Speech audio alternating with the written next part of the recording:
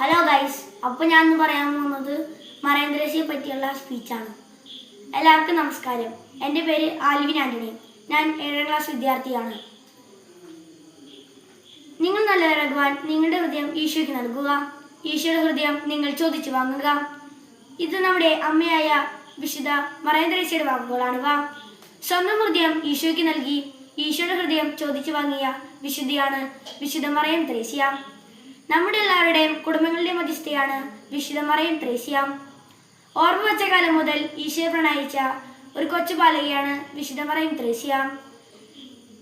അന്നൊരു നാൾ പുത്തഞ്ചിറയിൽ ഇരിഞ്ഞാലക്കുട അതിരൂപതയിൽ സാധാരണക്കാരിയായി ജനിച്ച ഒരു കൊച്ചു വിശുദ്ധ.